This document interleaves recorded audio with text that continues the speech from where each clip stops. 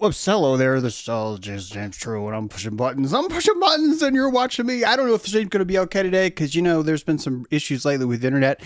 If it is, I'm recording this episode, and I will be uploading it for your posterity, which is what happened last week. If you saw a jumpy stream, if you waited a few more hours, we uploaded it. We is the proverbial we. I split myself into different people, because I can't handle myself sometimes.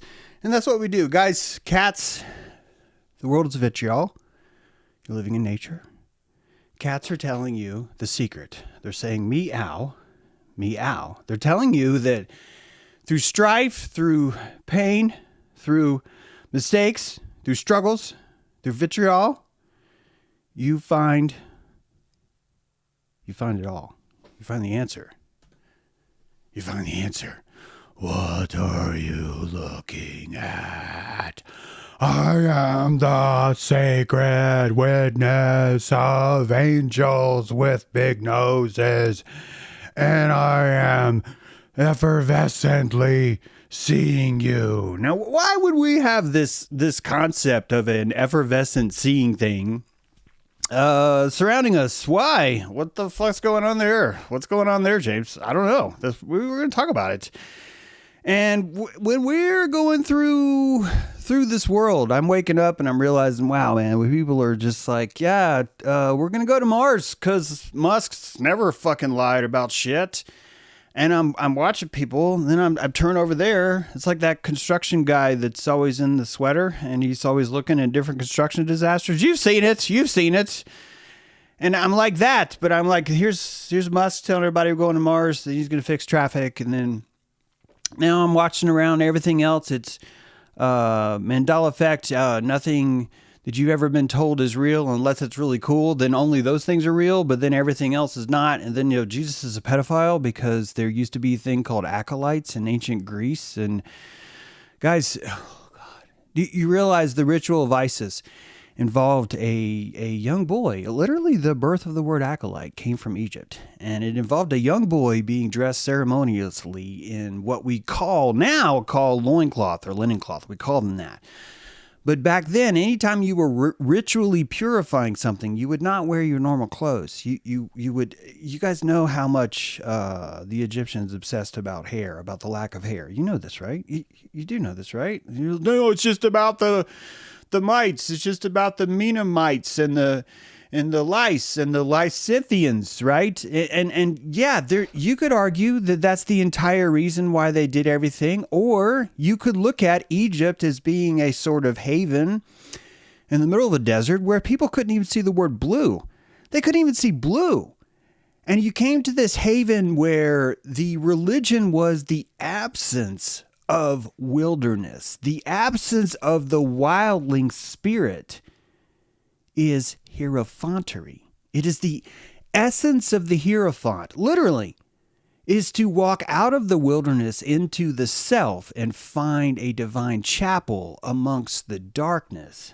And we are so far away from remembering that stuff now because we're going to fucking Mars. And the liar's going to take us there. The dude that lies about everything is going to take us there. And it's just one example. I'm not even at the point anymore where I'm upset with the people that are listening to the liars. I was there for a long time, guys. I'm not going to lie. See that? See what just happened there? I'm not going to lie. I was mad at the liars for a long time. And then I turned into realizing that truly, if we're going to look at who is to blame, if there's someone to blame, there's postulate one. Postulus first, brother, is if there's anyone to blame, which I think is more of a reflection of me. Brad knows what I'm talking about. A lot of you guys do. Stretch knows what I'm talking about. A lot of you already understand this, that truly when you see evil in the world, you've found it in yourself, but you're not ready to embrace it. So you've chemtrailed the fuck out of that piece of you and place it in the world so you can look at it. And the only way you could see it is first you have to denigrate it because that's how you make something go far away. So you're like, you're a reptilian space lord from 6 trillion light years away. You push your problems away, which means they're not you. You disassociate with them. And anytime we disassociate with something, guys, some of you, look at the angel, look at me. Anytime you disassociate from something, you have entered into a contract with a lesser form of yourself, not because you shouldn't associate, hear me out, but because you only have so many cells that can hallucinate plasma. That's all. There's only so many mitochondria. Some of you are shorter. Looking at you. I'm not even going to say your name. But you probably know who I'm talking about.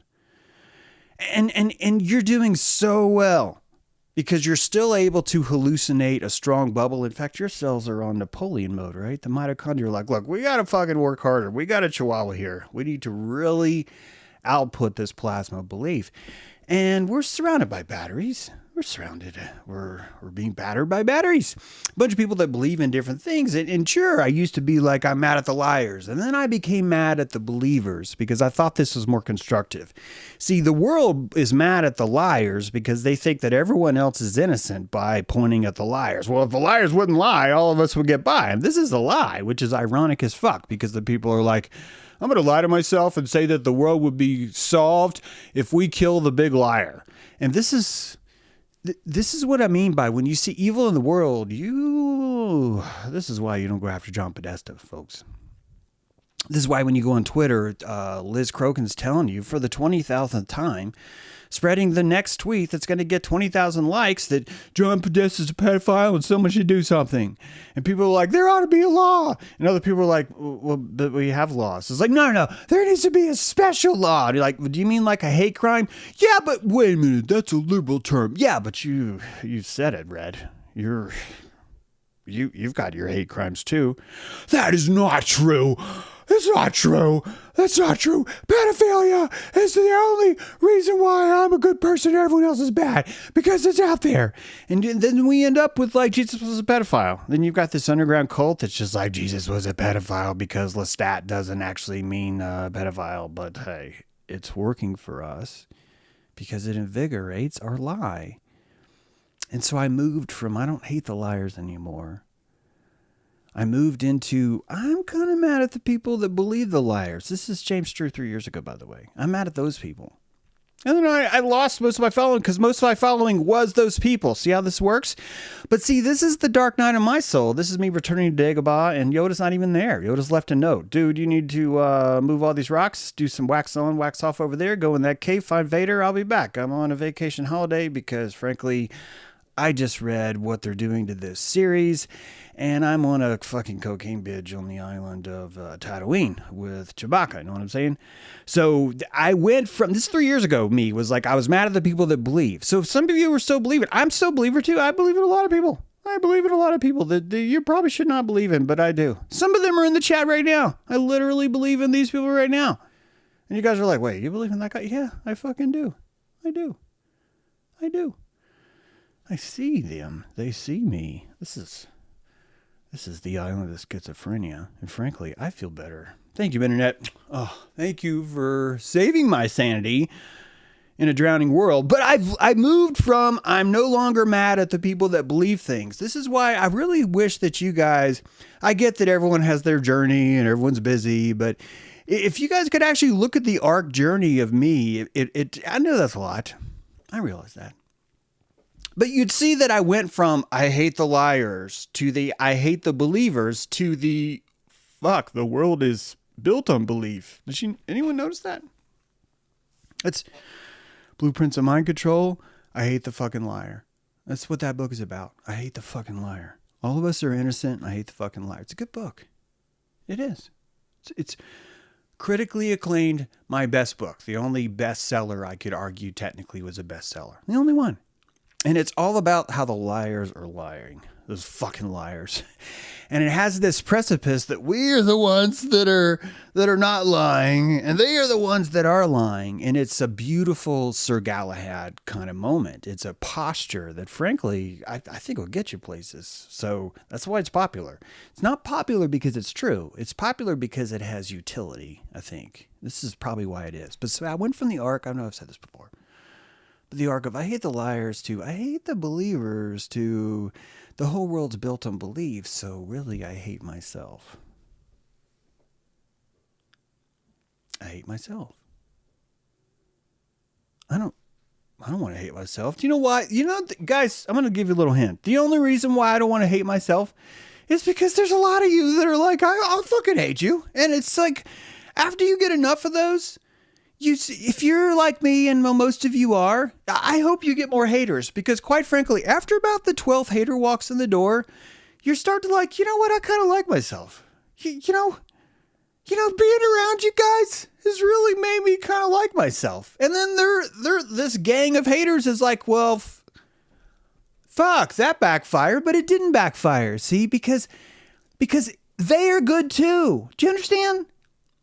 The very people that I would castigate before in the Blueprints days, those are good people too, because they are using the power of vitriol. They are meowing me. Am I right? They are you-owing is what they're doing. You-ow. You-ow. Cats are meow. Humans are you-ow.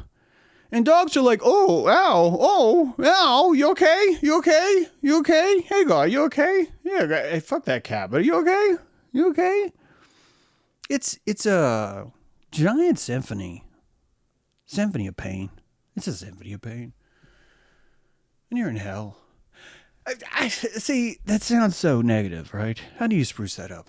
You're in hell. You're in hell.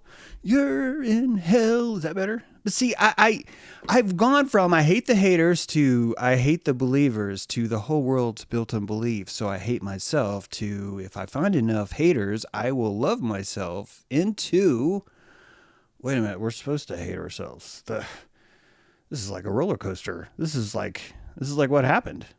Like it came down. Hey, I'm going to ask this one time.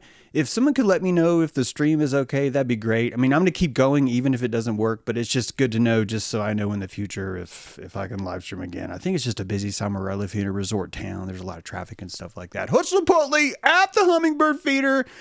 I don't have the camera on that yet, but maybe one day we'll get back to that. Appreciate you guys. So the whole thing has been a psychological movement of discovering hate in the world, using it as a vitriolic tool to love myself. And I think this is what Musk is doing such a great job right now. He's really helping this situation. Some of you are not paying attention to James, and he has a lot of important things to download to you right now. So you will look at him and understand the secret of the eye. Anyway, so yeah, I don't. Something happened? I didn't know. Just something happened. I didn't check that. Actually, we're gonna get to a show today. I stopped working on the show midway because I noticed this acolyte term in an ISIS ritual. It was basically, the Hierophant, this term Hierophant comes from Egypt. You guys probably knew that. I didn't actually know that until I read it again today. And I was just like, I mean, I've heard it in Egypt, but it never really kind of snuck in and hit. And I think when you start to really try and process what was happening in Rome, you really are looking at, see, what if the reason why we picture Greek figures is all nude? What if the fact that the Greek games were nude is because psychologically man did not have the calories to hold an adequate ego? The psychological framework that's required in the frontal lobe to have a thought about thyself, to look at thyself through thine own eyes, is to disassociate from the animalistic lower forms of consciousness and to place yourself into the frontal lobe. A lot of I don't know why I know this statistic, but I used to, in college, I just thought somatics was interesting, but it's just true. A lot of rape victims, and most of the rape victims are women. We don't have a culture really that even has the opposite, to be honest, a lot of times, unless you're like a child or something. But most of them are seen as associating up above their shoulders. They climb out of the pool of their hot blood and move into their head space, and they start wearing shoulder pads, like proverbially fashionably. They place themselves in certain parts of the body and evacuate other parts of the body, and then they just become normal. Like we just, after a few generations, this is just normal you. It's like the flatworm that has two heads. The flatworm is born with two heads, never really understanding that his original blueprint maybe only had one head. I say maybe, but maybe only had one. And so your genetic state comes with a certain kind of angst quotient, a kind of gear that's been given to you as a norm, as a form of like, this is just stable. I'm talking to myself here too, but the truth is that you have that. Oh, you have that. We could relax right now and find it.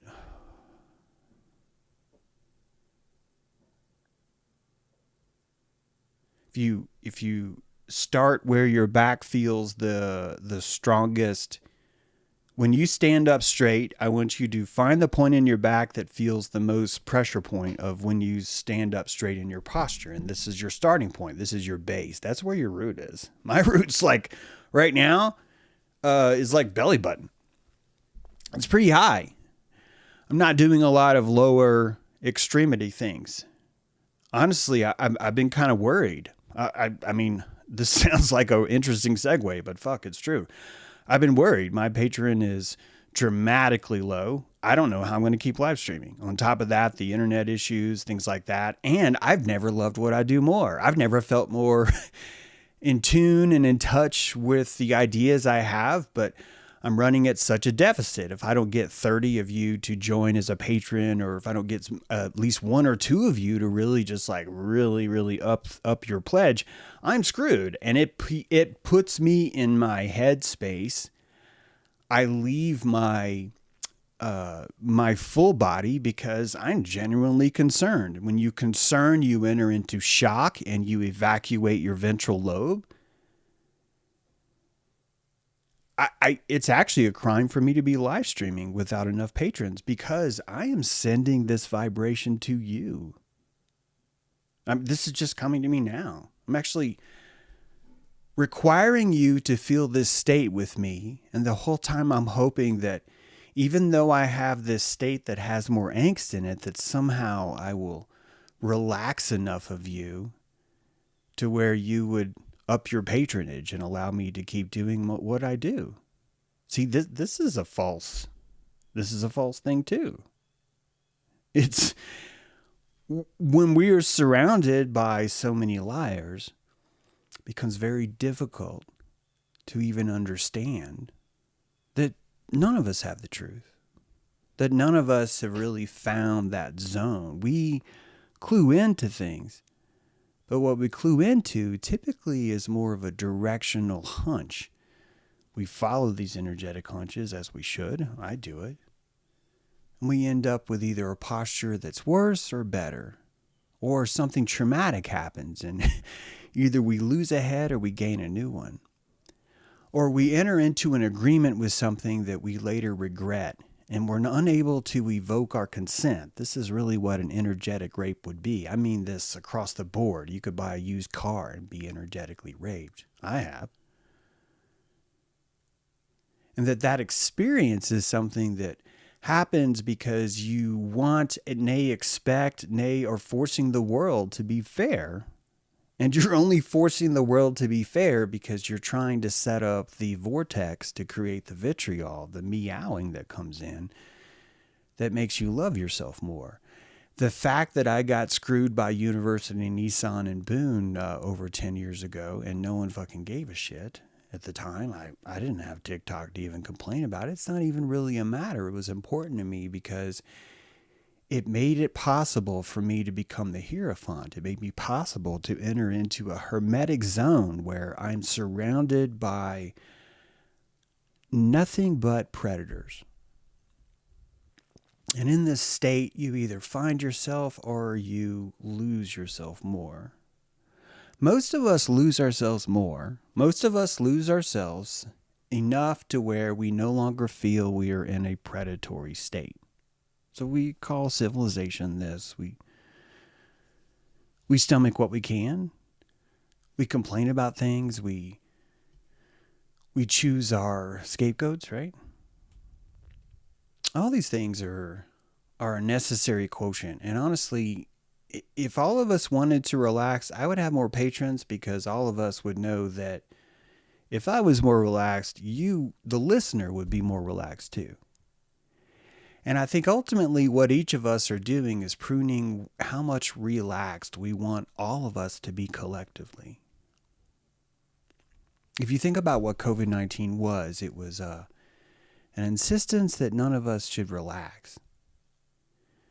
It was insistence that none of us should be trusted, that our lips themselves were genitals and needed to be covered in public, that there's a kind of nudity that existed that has never existed before. And it's the covering of your very breath.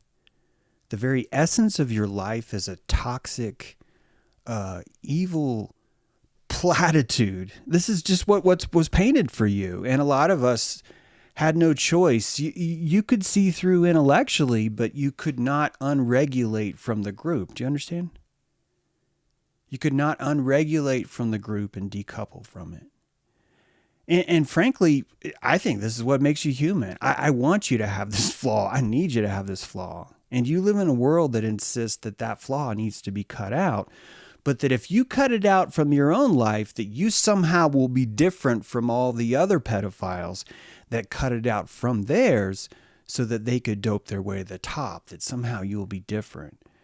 The entire time we have this framework where if any of us succeed too much, then it's necessary for us to tear them down too. So we end up worshiping sexual offenders, listening to the lies that they spew and sell because it makes us feel better about ourselves, about our own equation.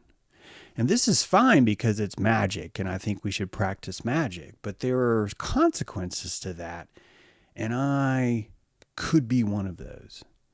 That the truth is that the signal that I put out is exactly toxic to exactly the right amount of people that are going to find this untenable, unpalatable.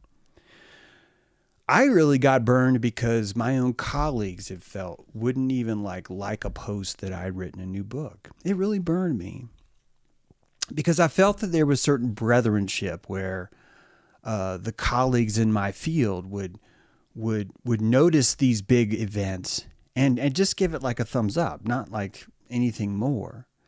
I'm really personalizing this because I want you to know that this is an opportunity for me to hermetize myself, to enter into the Hierophant and to find more. And this finding of more, I think, is at the heart of, I mean, not just this dude, but really the historic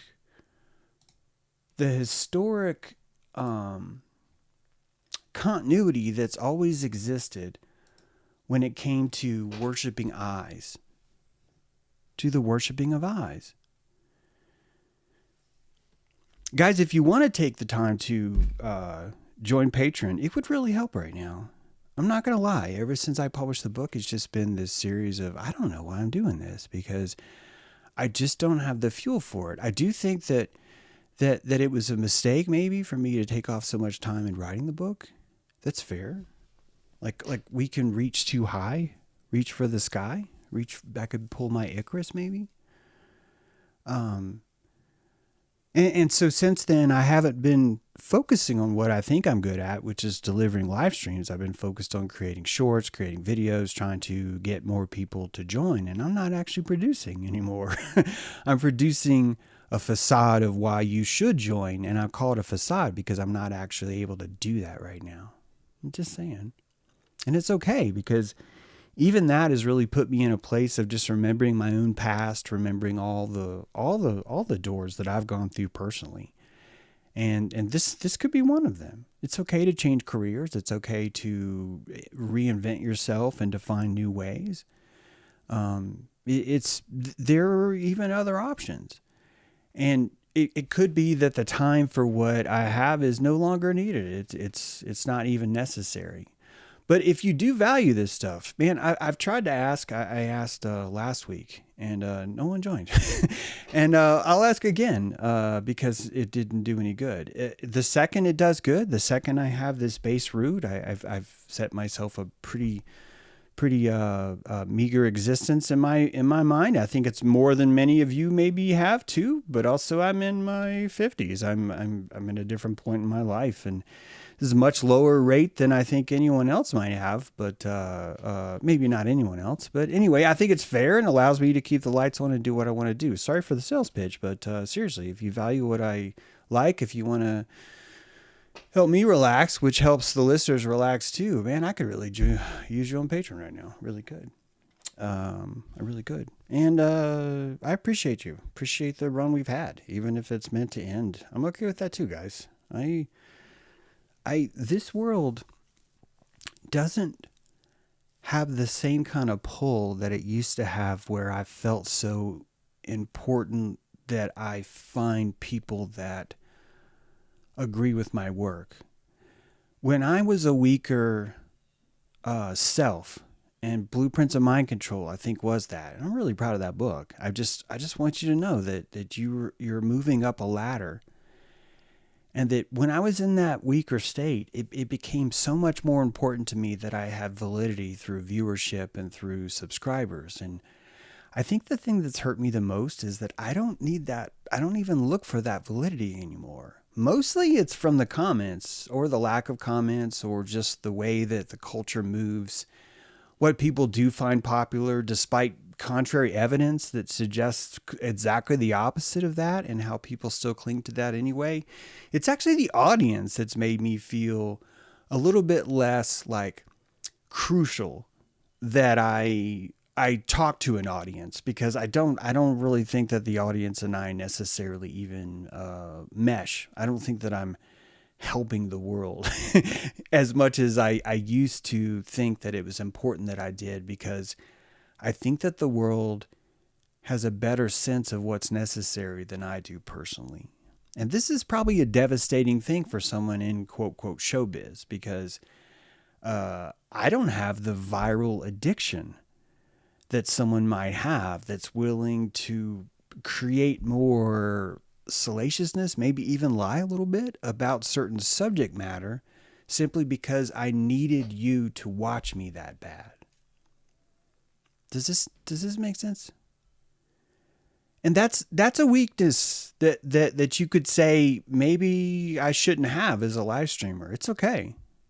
Like this is me. All I could do is look at myself and go, this is really at the heart of it, is ultimately, James, you don't have this desperate Kill Bill kind of addiction mentality to being seen or being verified as others do, which is why you don't find yourself stretching the truth so much.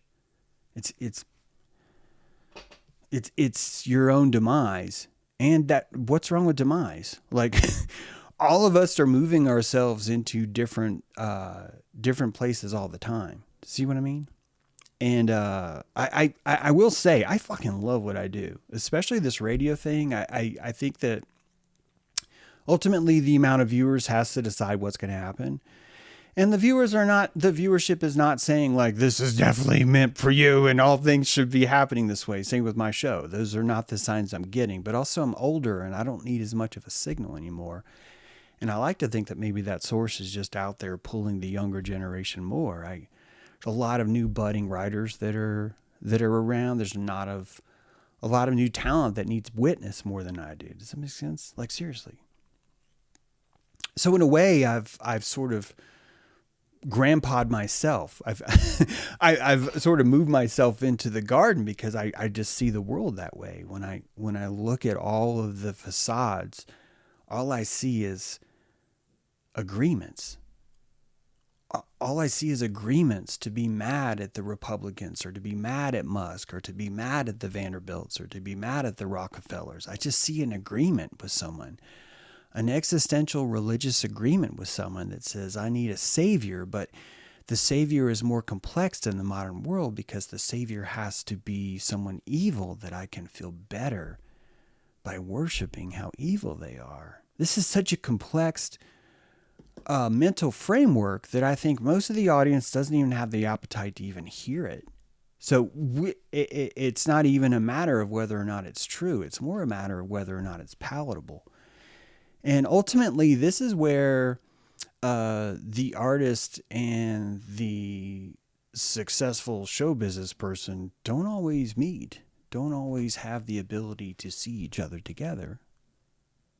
So I appreciate you guys. And also, times change. And if I can't get you to join Patreon, I'm not going to be able to beg too much longer. If I could grovel more, maybe that would be it. But I'd rather just find a job, guys. I'd rather just find a job, honestly. Like instead of groveling, because I've spent so much of my life, like, doing that, I think much younger, trying to succeed or be accepted by something, even if I was to do it now, I think it would ruin all my content. So it's weird. I have this NPR Fall Fund Drive thing that I have to do, and I never do it. And then you end up with streams like this, where I've got like 15 slides to show you about angel eyes and history, the historical nature of that. But I'm reminding myself, James, you have to stop, because you don't have all your bills met, man. And the reason why you don't do that is because, quite frankly, you don't push your stuff enough, and you don't always have colleagues that are willing to push your stuff too, which is why you have to do that. But the truth is that people will buy a book on TikTok if someone else talks about it, but they'll never buy a book on TikTok if you talk about it. Same thing for YouTube. Same thing for all that stuff, right? And I write the book because I love to write, but also I write the book because it has most of the ideas I talk about integrated into this. And I write the book because it gives you an opportunity to buy a piece of tangible furniture that's in your house that just vibrates the ideas that I have. That's all. You don't even need to read it because the talisman itself is just the presence of the physical object in your library. But I don't know how else to convince you or anyone else or enough people that it's worthwhile to do this because of what it takes to just survive and keep a roof over your head. So, and that's probably why I'm losing viewership right now. I'm not even going to look at the numbers because I don't really have a choice. I want to relax. I want to I want to relax. I think if I relax, all of the content will be more relaxed. I think it'll be more prolific. When I had my budget, this 33 number in January, I was live streaming every day because I had all those needs met. So, yeah, we'll see what happens. But I'm really grateful for everything that has occurred. Like it's been fun as shit, and it's gonna continue to be fun. Thanks for the super chats, by the way. I appreciate you guys. But ultimately, if you really want to help, man, join Patreon. Just give a little, just cup of coffee a month, something like that. It really would help a lot. I was trying to get you to relax. I was trying to get you to see do you see what just happened? I was trying to show you, the audience, that there's actually tension in your body that's actually epigenetic, that you actually found it there. And to do that, I had to somatically go to that place. And as soon as I did, I found it. So I would say forgive me, but look, this is what I mean. I literally know what I'm talking about. You find these emotions like secret caches of gold. And if you hate emotions, or if you think emotions are weak, you're never going to be able to alchemize this stuff. You're just not going to be able to process it, right? So if right now when I'm standing up straight, believe it or not, I don't find that same pinpoint where I did, which was right at my belly button level. I think telling you what I needed to tell you as frankly as I could has been the holographic medicine, this word I use a lot, which allows you to associate back down into your full flow. So your emotions are actually the only tenet, the only doorway, the only compass that you have to find full somatic resonance. And if you can tap back into the bottom of your feet, if you can find your full flow, then every single cell in your body is allowed to hallucinate collectively, give you that placibic energy to create the world that you want to create. Do you see what I mean? And I'm not the master teaching you. I'm the documentarian showing you the resonance from all who I see that practice it and succeed at this. Guys, if I was truly successful at this, I don't know if I would be live streaming. I'm talking about this somatic stuff. I say that because the encounters that get me the most high don't have a lot of words. I had an encounter this morning with a groundhog, and up close, personal. It's so much more spiritual for me. I'd probably be doing more things in the water, honestly. Probably be fondling whales. Not gonna lie. Some of you would say fondling because you just don't want people like getting to know the whales. But I'd be like telling you all the things that I learned from the whales. And that's it's a lot of granola bars. It's a lot of boat fuel. It's a lot of like international. See, I don't even know if that's the right thing for me. See, that's why I like what I'm doing. I think we're all doing great. And if you want to keep me in my chair, but not to like too much out, then you should join Patreon. But not too many of you join Patreon. How about that? See, I ruined this myself. If you let me. Ubaid Eye Idols, 5,500 BC. Last time I told you that the consciousness of the eyes, the rising of the self, was the worship of the evil eye. And when we use worship here on James True Live, we're talking about anything you give attention to is worship. So if you fetishize the evil eye, you're worshiping it. If you're worried about the evil eye, you worship it. If you worry about your bills, you're worshiping them, right? Because your attention is your only currency. And your attention is what you worship because you only have so much time in this world. It's a finite place. All of us know this, and yet you choose to give it to your problems or to your issues or to James True Live or to your projects, right? And that this rise seems to be related to about 3000 BC when we started to consciously remember things in our mind. And the first thing that we noticed was that long before we even started to remember things, we knew that the eyes were terrifying. We knew that the eyes themselves were something that in the world dilated us more than anything else. And if you think about early man, what life was like in that time, in that animistic time, the eyes themselves would be this fascinating matrix of maybe even something that wouldn't even be coupled into what's living. Closest example I could give you was that imagine if you considered that every that every firefly you saw at night was a singular creature because you were in an animistic mind and you'd never seen these things before. Or more importantly, the cave clan that you grew up in told you that they were.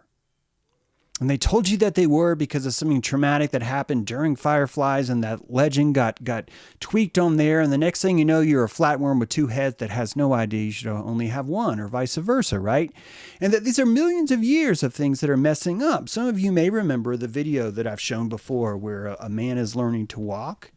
And as he's learning to walk, this is the Google AI learning to walk, his arm is sticking up in the air. And you're wondering, why is his arm sticking up in the air? And the answer is because he never learned that that was wrong. All he had was the idea that last time when he shoved his arm up in the air, it seemed to work. And it probably did work because it probably counterbalanced him falling in some other way, but he didn't have the logic to connect that the counterbalance was happening. Do you see what I mean? And so because of that, he adopts these weird twitches, these weird eruptions that occur in his behavior that come from this animalistic urge, like growling over your food or clenching or showing your teeth when you see someone new, which we call smiling now. That all these could be this attempt or this movement from our double flatworm self, this old id, this old energy that we lived, and that we're just simply living an architecture of broken ideas on top of other broken ideas on top of other broken ideas. And that this is how clever intelligence is. That intelligence itself is the layering of ignorance on top of ignorance on top of ignorance. And after enough ignorance is laid on top of each other, there's a siphon where if you put a ball bearing into the holes, it would plinko its way down and end up in the category called blue for no, or the category red for yes. And that after enough of a lattice of ignorance that has no connotation in the world, it's just limbic urges, you end up with an artificial intelligence that's inside the human body. And that this artificial intelligence isn't really unique. It's simply doing what everything else around it is doing, which is just trying things out of its sheer ignorance, boredom, or more importantly, uncomfortableness. That truly at the heart of what this is, it is uncomfortable. The system of what is uncomfortable is what moves us into something comfortable. This system of moving from one place to another is chemistry. That's why I call it prana economy, because it happens below the self, and your neocortex mostly justifies what's already happened to you 500 milliseconds after it happened. It's true. And we don't even know how long it takes to become conscious, but from the difference between when the neocortex actually decides something versus when you become conscious of it. Do you know why we don't know how long that is? Because we don't fucking know what consciousness is.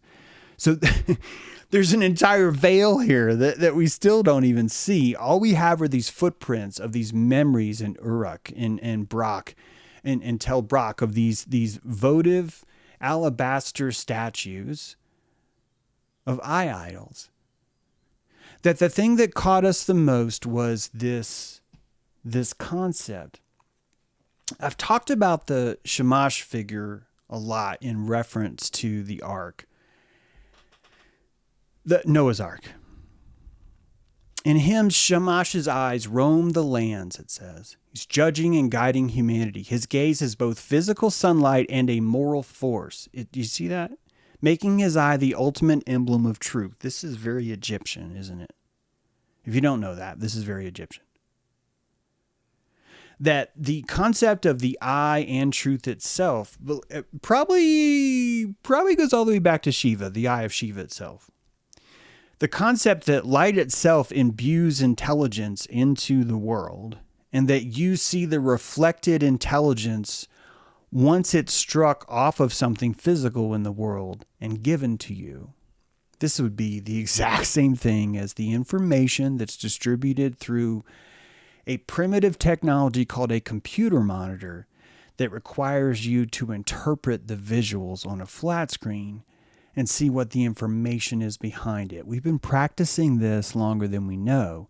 The interpretation of art is the compression of a story or a narrative into a mythology. Did you hear that? It's all archetype compression.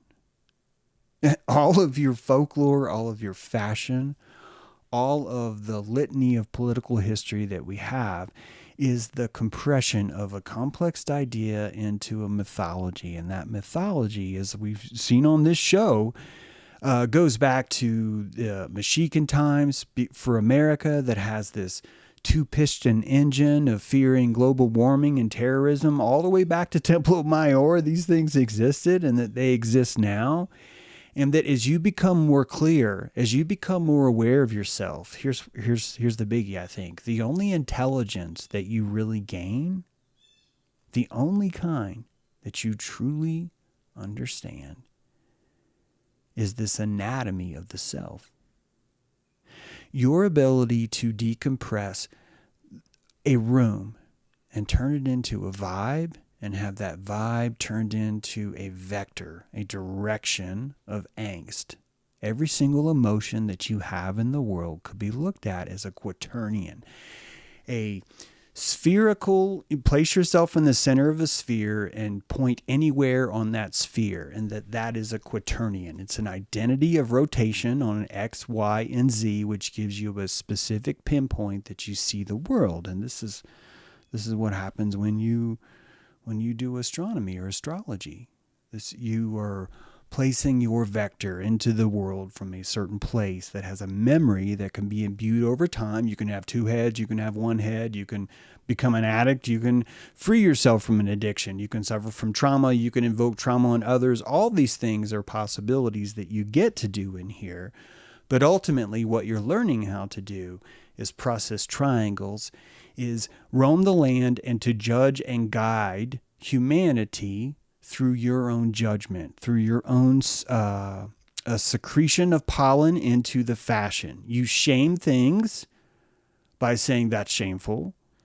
And every time you shame something, you are shamashing the world. You're smashing it. You're smashing the world into your ultimate emblem of truth. And that this would be the very resource, the very berry that Gaia needs you for, that placed you here because she's looking for something with a high limbic resolution, like a video card, a high limbic resolution, like a human video card, to process this world and turn it into an emotional vector, to pull it in between the latent space, to decode and encode it between two places. This is the realm of mythology, Plato's realm of forms. You could say it's the same thing, but ultimately the best way to look at this would be, what is the information, what is the intent of the artist who created these pixels to place them on the screen to show me what I'm seeing now?